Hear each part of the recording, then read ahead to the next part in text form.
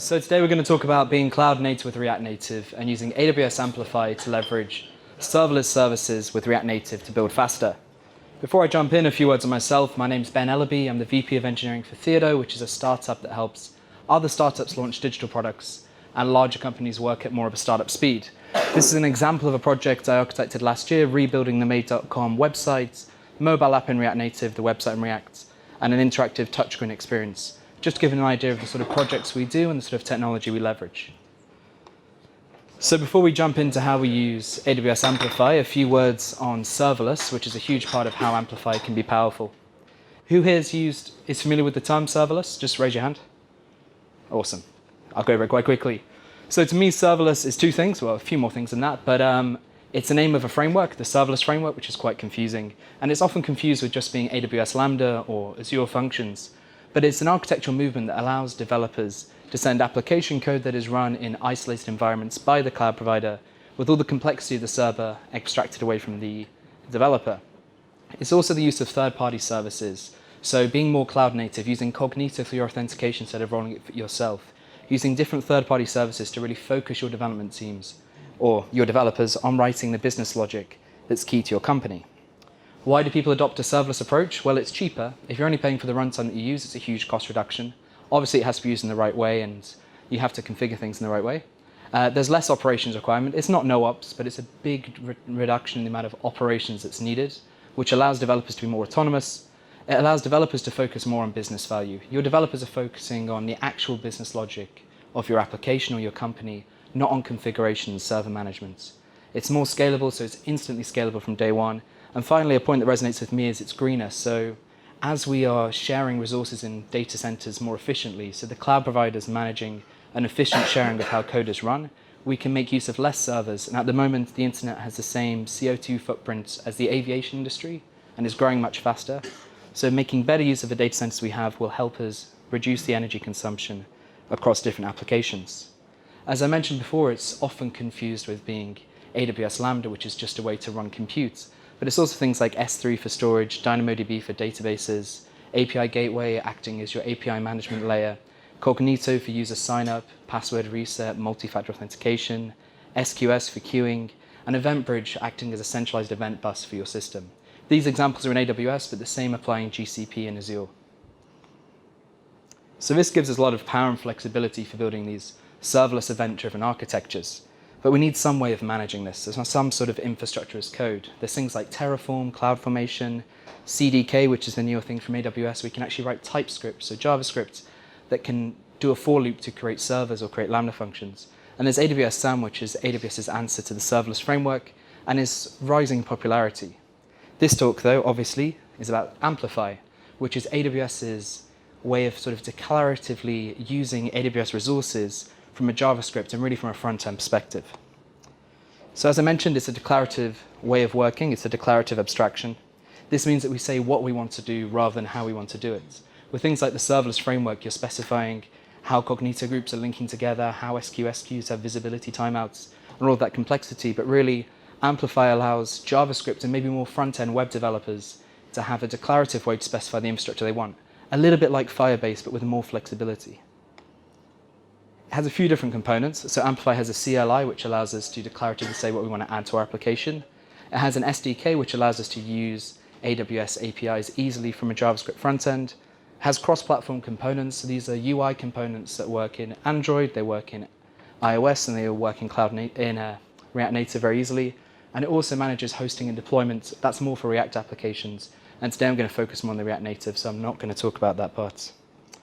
How do you get started with AWS Amplify? Well, like most things, it's a yarn add or an npm install. So we yarn add AWS Amplify, and we can also install the AWS Amplify React Native, which is a set of higher order components, not hooks, but higher order components that help us use the API in an easier way. And finally, with older versions of React Native, we obviously have to do our React Native link.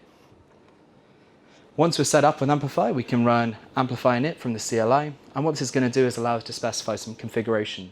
So we give a project name, an environment, the editor we're using, so it'll even go to the level of generating the correct IDE settings for you. Tell it what language you're using, so JavaScript, what framework, React Native, some directory paths, some start commands.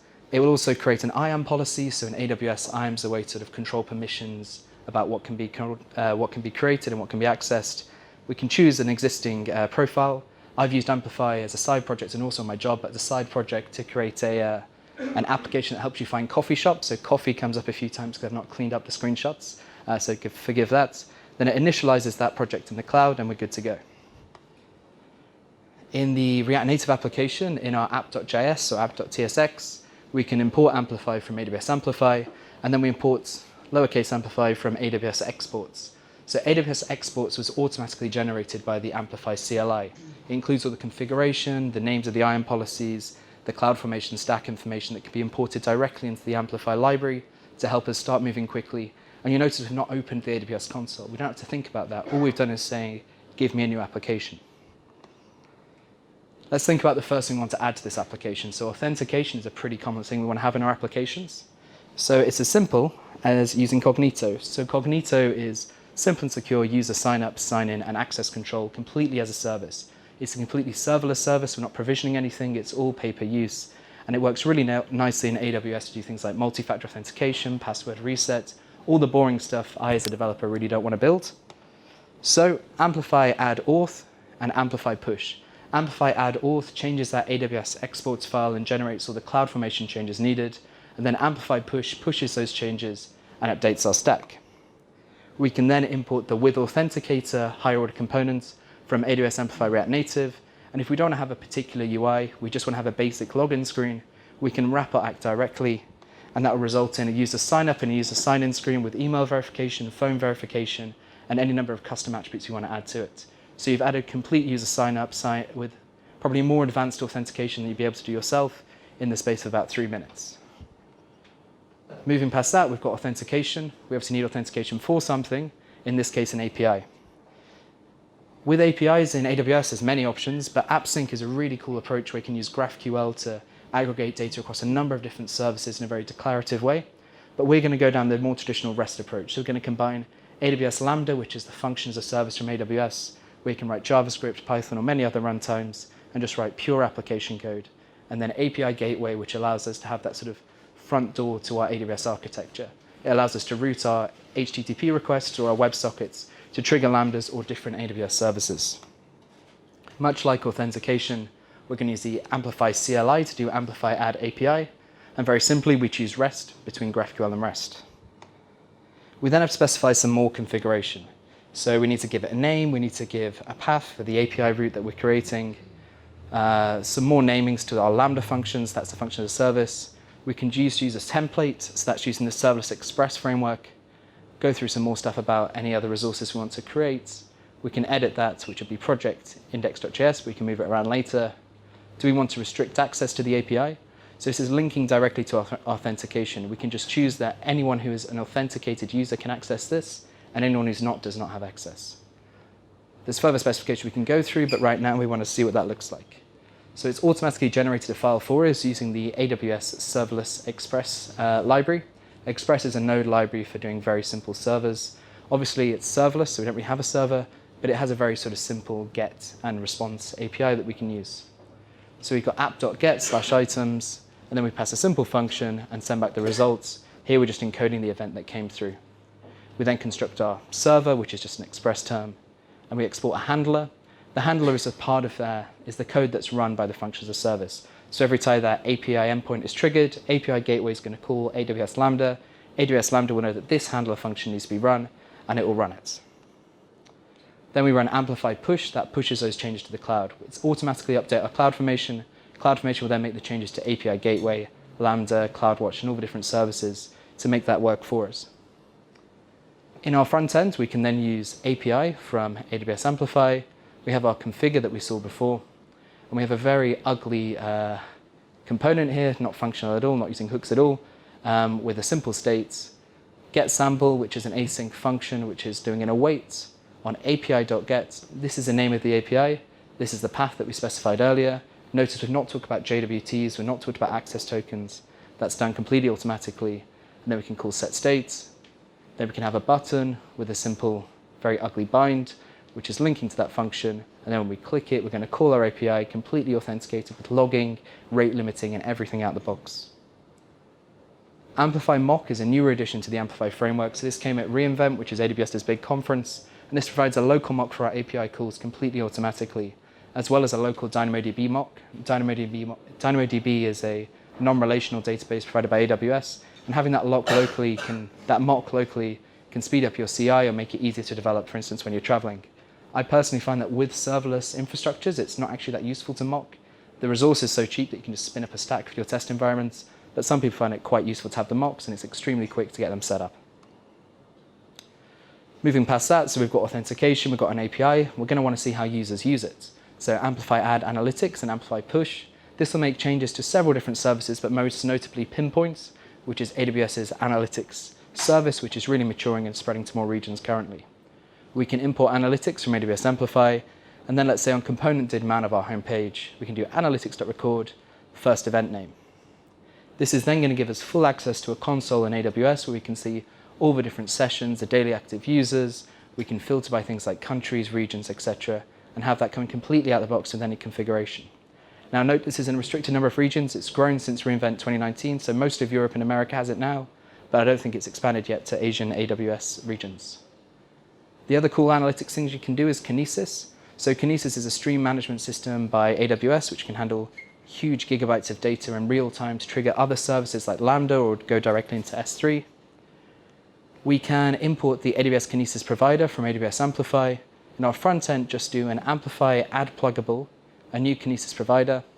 We do analytics.record, passing our data, some partition and stream names, that's a Kinesis thing.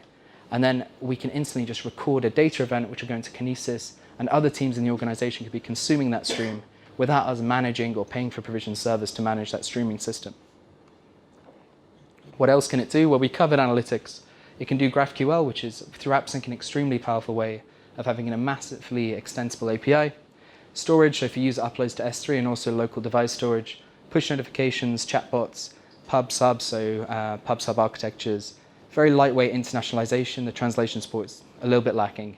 Caching, predictions, so using recognition, which is being able to detect objects and text inside of images using AI, Poly, which is text-to-speech, I think, Translate, which is a translation system, and then natural language processing for user contents. There's also XR, which is VR and AR, but that's sort of lacking at the moment and probably is going to progress in the future.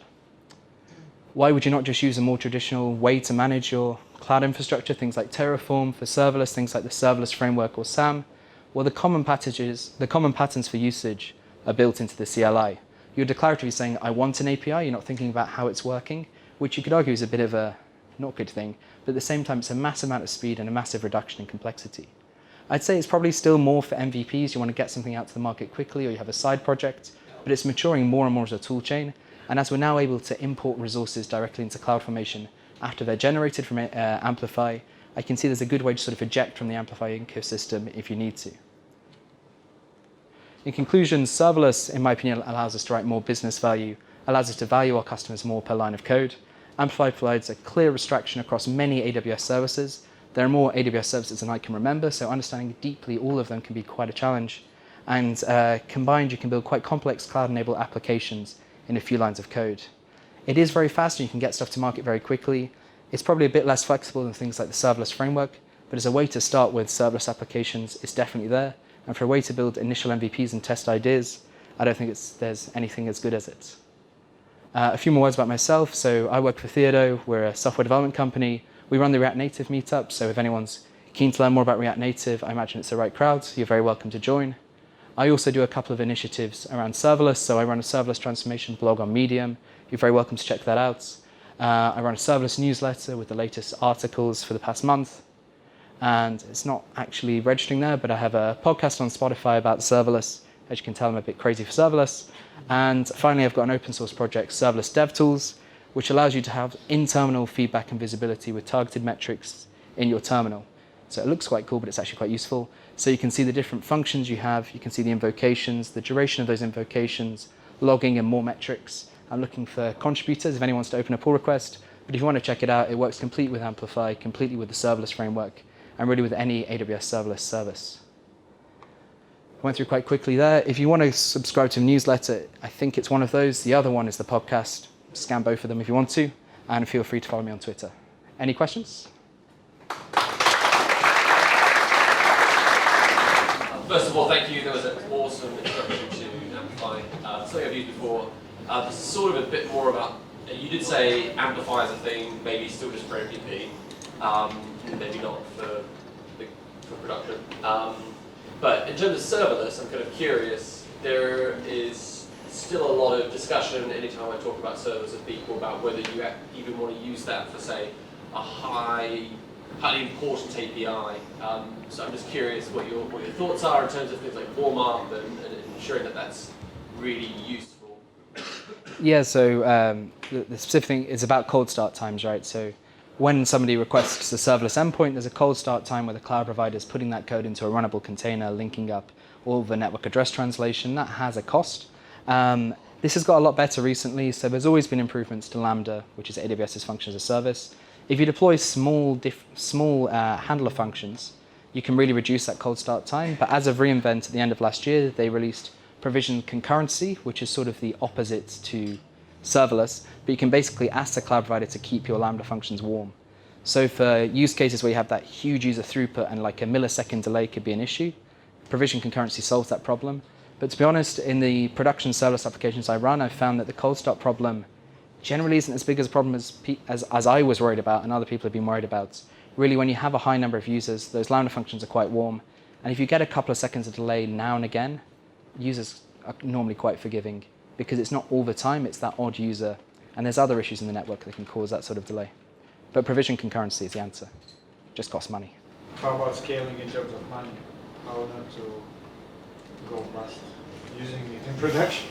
Yeah, so it's much cheaper, but there's a new sort of, people refer to it as denial of wallet instead of denial of service. So if you have this API endpoint that can scale infinitely and people can hit, well, you can't get a denial of service attack because you can scale infinitely, but it all costs money. So putting API gateway is a good way to have that sort of one layer of protection. You can integrate a WAF in there as well, which will rate limit particular IPs and blacklist them, but you have to put in place some security guidelines, some usage limits to make sure you don't have that. And then there's things like billing alerts, which can help you react when there are problems. But yeah, there is a risk with having infinite scalability, and you have to put some safeguards in place. Cool. Cheers. Okay, well, thanks very much, Ben.